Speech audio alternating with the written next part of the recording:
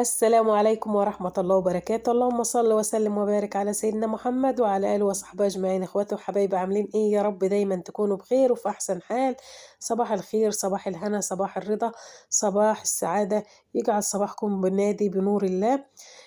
آسفة بس عشان صوتي شوية برد كده. الحمد لله على كل حال. شكرا لكم وشكرا لتعليقاتكم الجميلة، ما تحرمش منكم أبدا، أحسن أخوات في الدنيا كلها. اخواتي وحبايبي، لو بتشوفوا قناتنا لأول مرة ما تنسوش الاشتراك في القناة وتفعيل زر الجرس عشان يوصلكم كل جديد.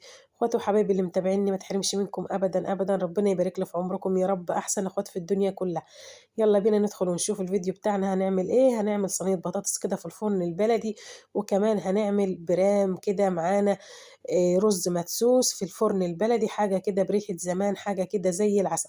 عملت الأول ايه؟ عملت بصلاية وكام فص توم كده، حمرتهم حاجة تصفيرة كده لون أصفر بس هادي كده، وحطيت عليهم الطماطم، وحطيت كمان ورق لورا، وحطيت مكعب مرق الدجاج، وحطيت معلقة من البهارات، وحطيت كمون، وحطيت كزبرة ناشفة، وحطيت فلفل اسود، وظبطت كل حاجة كده، وحطيت البطاطس بتاعتي سبتها لما اتسبكت الاول الطماطم، وبعد كده حطيت البطاطس زي ما انتم شايفين كده، وكان عندي شوية شوربة زودتها بيهم. اللهم صل على النبي، زي ما انتم شايفين كده احطها بقى كده على النار تغلي شوية، وهزودها كمان شوية مية لان الشوربة مش هتكفي، وهاسيبها بقى تغلي كده غلوة على النار. معايا هنا شوية من اللبن، ودي كانت طماطم لقيتها كده هتبقى كتير على البطاطس بتاعتنا، فأنا شلت منها الشوية اللي انتوا شفتوهم دول. اللهم صل على النبي. الأكل في الفرن البلدي بقى حاجة كده فاخر من الآخر، بسم الله ما شاء الله، ريحة وطعم حاجة كده زي العسل. دي كانت حتة كبدة كده، هاخدها في الطبق كده واركنها على جنب لصاحب نصيبها. وهاخد كمان الطماطم بتاعتي احطهم كده في التلاجة، وهغسل بقى شوية المواعين الحلوين دولت. وكمان معايا هنا حتة زبدة كده، ده كيلو زبدة أنا جايباه، وهحطه كده على النار وهوطي عليه. طبعا الزبدة أهم حاجة فيها إن أنت ما تحطهاش على نار عالية علشان ما تتحرقش منك، وكمان ما تفرش منك، لأن الزبدة بسرعة بتسيح وبترجع تفور منك، فأنت دايما تكون عينك عليها على طول، ما تنساهاش ولا دقيقة. زي ما انتم شايفين كده البطاطس بتاعتي غليت اهيت، وحطيت لها المكعب المرقة، وكمان الزبدة بتاعتي فكت كلها زي ما انتم شايفين اهيت، على نار هادية خالص تهاري كده. غسلت المواعين بتاعتي كله كده على السريع. معايا هنا شوية رز على شعرية، مش هنرمي أي حاجة. زي ما انتم شايفين كده كان شكلهم في الحلة حبة صغيرين، بس طلع طبق محترم معانا اهو. هنغطيه كده ونحطه في التلاجة لما نسخنه إن شاء الله. احنا ما بنرميش أي حاجة، كل حاجة بنعينها علشان خاطر ربنا يبارك لنا. وعلى رأي أم الله يرحمها، لميها تلمك، يعني إيه؟ يعني ما تبحتريش ما ترميش حاجة. لمي كده حاجة بيتك، ولمي طبعا كل ده بتستفادي بيه انت واولادك. خدت كمان معلقة كده من السمنة الفلاحي اللي انا عاملاها، وحطيتها على وش البطاطس بتاعتي. طبعا بقى حاجة كده زي العسل، حاجة فلاحي وفي الفرن الفلاحي، طعم زي الفل. زي ما انت شايفة كده كل شوية هتقلبي في الزبدة علشان خاطر ما تعملش قعر ولا تلزق منك ولا حاجة. هاخد بقى كده انا طبعا عايرت البرام بتاعي، وهغسل الرز بقى كده، ونقيت الرز وهغسله بقى كده علشان نطلع بقى على السطح بتاعنا في الفرن البلدي الحلو، ونعمل الاكل الفلاحي اللي بالسمنة الفلاحي، وحاجة كده زي العسل. تستاهل بقكم، ربنا يبارك لي في عمركم، احسن اخوات في الدنيا كلها. بس امانة عليكم ما تنسوناش في لايك وشير للفيديو، ربنا يبارك لي في عمركم يا رب. شكرا ليكم وشكرا لتعليقاتكم الجميلة وشكرا لدعمكم ليا. ربنا ما يحرمني منكم أبدا، ولا من كلامكم الجميل، ولا من دعمكم ليا، ولا من وقفتكم جنبي، أحسن أخوات في الدنيا كلها. معلش إن كنت بتأخر عليكم، بس والله غصب عني لظروف صحية، والحمد لله على كل حال. فضل ورضا من عند الله. اللهم صل على النبي. كده خلاص أنا مش عايزة البطاطس بتاعتي بقى المَيّة بتاعتها تنشف، أنا طفيت عليها. وكمان معايا البرام أهوّة زي ما أنتم شايفين، ده أنا باحط كده قد نُص رُز، وبعد كده باعايره يعني الأول كده وهو ناشف، وبعد كده باغسله. زي ما أنتم شايفين إحنا ما بنرميش أي حاجة، أنا كنت طبخت في اليوم اللي قبله وكان فضل منّي شوية رُز كده حطيتهم في التلاجة، وأنا بانقّي بقى الرُز بتاع البرام النهارده، عملت حساب الرُز اللي فاضل معايا. حطيت عليهم شوية زيت كده مكان ما أنا محمّرة البطاطس، وقلّبتهم كده ورصيتهم في البرام زي ما أنتم شايفين، بسم الله ما شاء الله، وحطيت الملح بتاعه. هنجيب الصينية بتاعتنا بقى ونلم الحاجات بتاعتنا علشان نطلع فوق. طبعًا الفرن بتاعي فوق في آخر الدنيا، فأنا باجمّع كل حاجة عشان ما انساش أي حاجة. باجيب الصينية وباحط كل حاجة، المعلقة اللي أنا هاشوف بيها الرز استوى والّا لأ، وإزازة المَيّة اللي هازوّد بيها. طبعًا لقيت الصينية ديّة صغيرة، نقلتهم في الصينية الكبيرة. اللهم صل على النبي، والولاعة وكل حاجة، كل حاجة باخدها معايا علشان خاطر ما انزلش واطلع، علشان ده مشوار بعيد يعني فوق على السطح في الرابع. زي ما انتم شايفين الفرن الحلو بتاعنا ده بسم الله ما شاء الله عليه جميل غنيني، وكمان بيوفر لي في الغاز، وقبل ما يوفر لي في الغاز حاجة كده يعني بصراحة الأكل فيه طعم تاني وريحة تانية.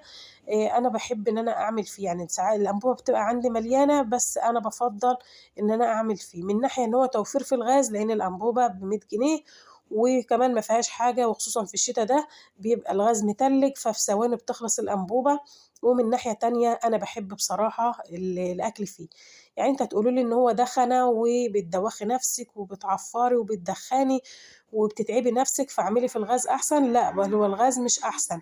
أنا بالنسبة ليّا ده بعد تعبي لأ ده أحسن لي أنا بكتير، لإن في الآخر بانزل كده المغرب كده وأنا نازلة بالصينية بتاعتي كده ما شاء الله، بتبقى نازلة بأكل كده ريحته حلوة وطعمه حلو، وبصراحة ما تجيش جنب الغاز حاجة خالص. يعني بصراحة طعم تاني وحاجة كده زي العسل. زي ما أنتم شايفين كده حطيت اللبن بتاعنا وزوّدته كمان شوية من المَيّة، وهاقلّبه كده بالمعلقة علشان خاطر الملح يدوب في البرام كلّه، لإن طبعًا الحتت الوش اللي أنتم شايفينها دي لو أنا ما قلّبتش الملح لو ما قلّبتش أيوه كده بالمعلقة بيمسك في الوش ده وبتلاقي فيه حتة حادقة كده، فلازم إن أنا أقلّبه بالمعلقة ديّة عشان أوزّع الملح كلّه. زي ما أنتم شايفين كده أنا ما باحطش البرام إلا لمّا باقدح الفرن الأول، يعني إيه، يعني باسخّن الفرن الأول زي ما أنتم شايفين، وبعد كده أحط البرام علشان طبعًا ما ياخدش ولعة كتير، يا دوب أولّع شوية بقى صغيّرين كده من تحت وألاقيه اللبن بتاعي بيفور معايا، باتِن مبطّلة النار على طول. ما باحطّوش كده في أول ما أولّع أحطّه لأ، أنا عشان طبعًا في الأول كده بانكش كده بالعصاية، القش ده بالعصاية وكده، زي ما أنتم شُفتوا أهوّة يا دوبك أنا حطّيته فهو شال معايا على طول. حطّيت طبعًا صينية البطاطس ما حطّيتهاش من الأول، استنّيت كده لمّا شال معايا وبعد كده حطّيت صينية البطاطس جنب منّه، وزي ما أنتم شايفين كده بسم الله ما شاء الله، باستنى طبعًا لمّا اللبن اللي فيه ينشف علشان خاطر ما يفورش منّي وينزل كلّه على العرصة بتاعتي و والرز بتاعي يبقى حصى، لأ أنا ساعة ما بالاقي اللبن بيفور كده باتِن طافية النار على طول ما باعيدش بقى تاني، لحد أمّا أتأكد إن اللبن نشف تمامًا، وبعد كده أرجع أولّع بقى عشان أحمّر الجوانب بتاعته زي ما أنتم شايفين كده الولعة اللي من فوق دي، علشان أحمّر الوش وأحمّر الجوانب. وألِفّه بقى كل شوية كده أولّع وألِف، بس طبعًا مش باولّع نار كتير زي شوي السمك وكده لأ، حاجات بسيطة كده. آآ يعني بالِف كده شوية قش سهّاري صغيّر كده مش زي السمك، السمك بالِف له لوّاية القش بتبقى كبيرة، لكن ده حاجة بسيطة كده علشان خاطر ما يتشعوطش وياخد لون كده براحته واحدة، واحدة لون الرز كمان بيبقى زي العسل. أغطّي بقى هو كده اتحمَر معايا تمام مش عايزة ويحمَر أكتر من كده باغطّيه وباسيب البطاطس بتاعتي زي ما أنتم شايفين مكشوفة كده علشان تاخد لون كمان، وبسم الله ما شاء الله شايفين هي لسه محتاجة شوية وبتغلى أهي، فأنا هاولّع لها بقى كده إيه كمان عود كده، زي ما أنتم شايفين اللي كانت بتمِد العود القش ديّة دي بنتي على رأي سِت قطاطة. فأنا كده بقى إيه، لقيت الصينية بتاعتي فاضل فيها شوية مَيّة صغيّرين، أغطّي عليها بقى كده والصهد والنار مكان ما كنت أنا مولّعة للبرام هتنشّفها. أغطّي عليه بقى وأنزل كده بقى للطيور بتاعتنا، طبعًا ده شايفين الرز ده بيكون موجود في القش، فأنا بصراحة باستحرم إن أنا أولّعه، طول ما أنا قاعدة كده باشِد كده بإيدي أسرُده كده من عود القش وباخده معايا للطيور. هالِم بقى الحاجات بتاعتنا كده وهاخد ده كده وأنا نازلة أحُطّه للطيور بتاعتنا. زي ما أنتم شايفين طبعًا أنا باخد إزازة المَيّة الصغيّرة ديّة علشان كانت طالعة معايا، فلو عطشت والّا كده أنا مش هاقدر طبعًا إن أنا أنزل أجيب لها مَيّة تشرب، فأنا باخد إزازة مَيّة للشرب وإزازة مَيّة إن أنا أزوّد منها البرام. شايفين الرز اللي أنا باقول لكم عليه في العيدان القش كده زي ما أنتم شايفين. دي اللهم صل على النبي وعينة المشمّع بتاعي ده علشان المشمّع ده أنا باخبز عليه لمّا باكون رادّة دقيق أي حاجة موجودة، فأنا باخدها معايا للحيوان تحت أو الطيور تحت. ما بارميش أي حاجة زي ما أنتم شايفين كده، حرام إن إحنا نرمي أي حاجة، أي حاجة إن إحنا نعرف نستفيد بيها لازم نستفيد بيها، ما ينفعش إن إحنا نبحتر أي حاجة أو إحنا نرمي أي حاجة. يالّا بينا يا أمارات ننزل بقى نشوف ورانا إيه تحت، وربنا يصلح حالنا وحالكم اللهم آمين يا رب العالمين. ده السطح بتاعي يا جماعة، وزي ما أنتم شايفين كده طبعًا أنا باكنسه علشان خاطر لمّا الدنيا تشتي ما القش والحاجات ديّة يسهّل نزول المَيّة يعني وكده. إحنا طبعًا هنا بعد العصر زي ما أنتم عارفين إن إحنا الأكل بتاعنا اللي هو بالنسبة للناس التانية الغدا بتاعهم بيكون الضهر، إحنا الغدا بتاعنا ده اللي هو الأكلة الرئيسية رز وسمك أي حاجة بتكون اللهم صل على النبي بعد المغرب، لإن طبعًا على ما بييجوا من الغيط وكده بنعمل الأكل طبعًا أنا ما باعملوش إلا بعد العصر علشان خاطر يبقى سخن وكده. بس طبعًا البرام والحاجات اللي هي بتعوز وقت في الفرن طبعًا لازم إن أنا أولّع عليها من قبل العصر، لكن لو أنا هاطبخ رز على البوتاجاز باعمله بعد العصر علشان يبقى سخن يعني وكده. نزلت كده عند الطيور بتاعتنا وإحنا نازلين كده عدّينا عليهم، حطيت لهم شوية الرز شايفين بيموتوا فيه، يعني طبعًا أديني استفدت بيه، وكمان الرز الشعير ده يعني مفيد جدًا للبيض عند الفراخ، بس طبعًا أنا مش هاجيب رز شعير من عندي السليم اللي هو بتاع الأكل وأحطه للفراخ، يبقى حرام عليّا، ده طبعًا اللي أنا جايباه من القش اللي أنا ولّحته. جِبت كمان كده رغيفين من العيش وقطّعتهم لهم، هُم الفراخ طبعًا بتحب الأكل الناشف، وكمان شوية من الذرة وكده تمام وفُل أوي، واتعشوا الفراخ بتاعتنا، وربنا يبارك لنا ويبارك لكم ويزيدنا ويزيدكم من فضله، اللهم آمين يا رب العالمين. حطّيت لهم كده وأنا نازلة، وهنشوف بقى ربنا هيرزقنا ببيض ناخده معانا كده وإحنا نازلين، بسم الله ما شاء الله معايا هنا شايفين بسم الله ما شاء الله حجم البيضة حلو إزاي، ده طبعًا من التغذية اللي أنا باغذّيها لهم، و طبعًا كل أمّا اهتميتِ بالفراخ كل أمّا ربنا رضاكِ من عندهم. 6 بيضات حلوين أوي فضل ورضا من عند الله، حلوين أوي البيضة ب5 جنيه وب6 جنيه دول كويسين أوي.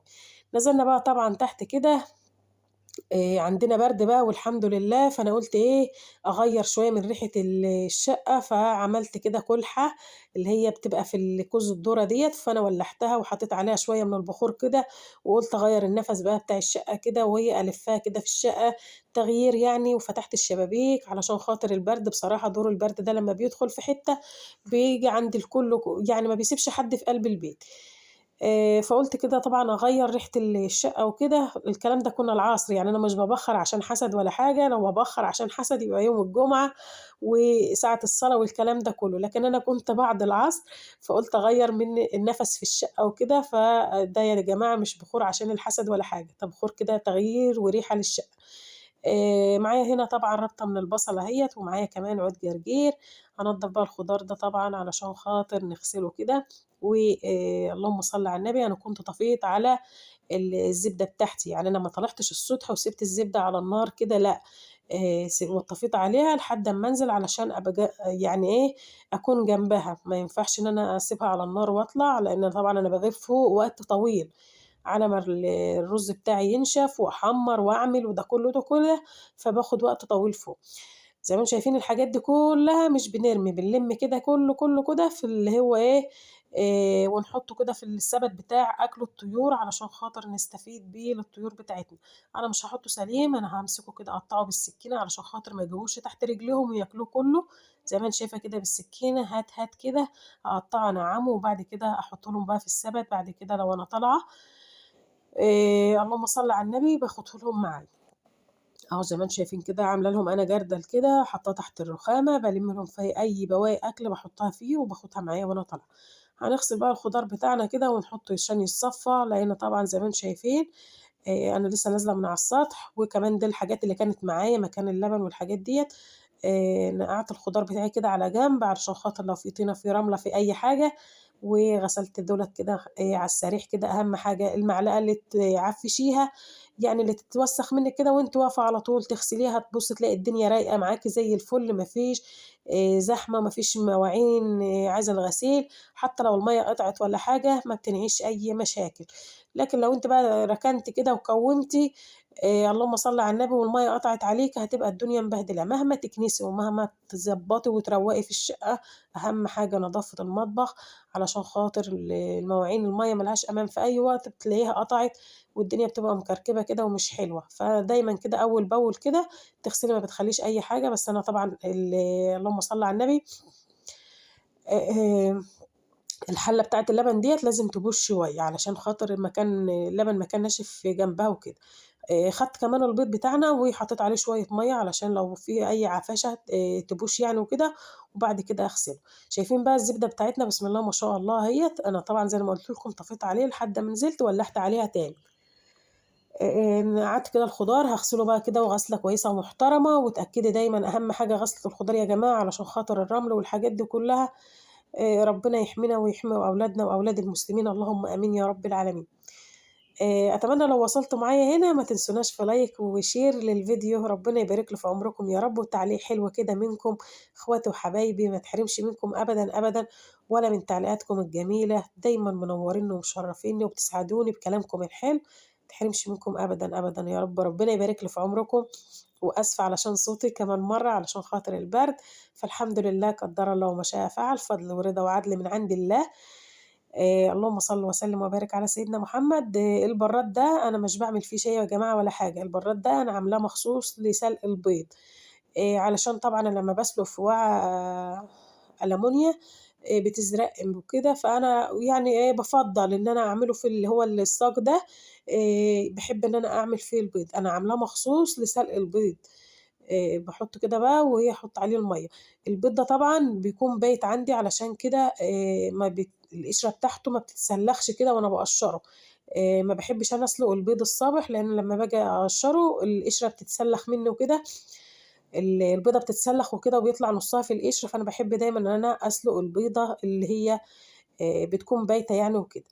فربنا يزيدنا ويزيدكم من فضله يا رب، أنا دايمًا مش بابيع البيض ولا حاجة، اللي بيقسم بيه ربنا 5، 6، 2، 3 باحوّشه كده عندي في علبة بلاستيك، و باستخدمه يعني أسلقه أقل منه، الحمد لله هم أساسًا كمان شوية الفراخ مش كتير، هم يا دوب بس شوية كده على قدنا، اللي بييجي منهم مكفّينا والحمد لله فضل ورضا من عند الله. الزبدة بقى دايمًا كده تقلّبيها والمعلقة تحطّها في طبق عشان ما تنقّطش معاكِ على البوتاجاز، وأنا مسحته زي ما أنتم شفتوه كده، ودايمًا كده أول بأول تخلّي حاجتِك نضيفة وحاجتِك زي الفل، هتبقى معاكِ الدنيا فُلّة إن شاء الله. والأكياس اللي أنتم شفتوها ديّة طبعًا أنا قُلت لكم إن أنا الأكياس مكان العيش ومكان الحاجات ديّة باغسلها. خلصت اللي ورايا تحت وطلعت جِبت بقى الحاجات الحلوة ديّة، شايفين بطاطس من غير لحمة بس أحلى من أم لحمة، بسم الله ما شاء الله، حاجة كده زي العسل، حاجة تستاهل بُقُّكم. جِبت معايا كمان شوية من التوم كده علشان ما عنديش توم تحت بدل ما أطلع وأنزل تاني، فقُلت آخُدهم معايا كمان بالمرّة كده. شايفين الجمال والحلاوة ديّة، وادي البيض بتاعنا عايز يتقشّر، بسم الله ما شاء الله، وادي السمنة بتاعتنا بارُش بقى ده كده وأحطه في الطبق وارجع تاني بعد ما أفضّي السمنة، أرجّعه تاني مع المُرتة كده أقلّبه تقليبة كده بيحمَر بقى وكده تبقى المُرتة بتاعتنا. شايفين بقى العشا بتاعنا حاجة كده زي العسل، حاجة بسم الله ما شاء الله، حاجة فلاحي فاخر من الآخر. أتمنى لو الفيديو عجبكم ما تنسوناش في لايك وشير للفيديو، ربنا يبارك لي في عمركم يا رب أحسن أخوات في الدنيا كلها، اتفضلوا معانا بألف صحة وهنا ورشة فلفل حلوة كده على شوية ملح، وبسم الله ما شاء الله شايفين الأكل وجمال الأكل ريحته بسم الله ما شاء الله، بطاطس الغلابة من غير لحمة بس حاجة حلوة زي العسل.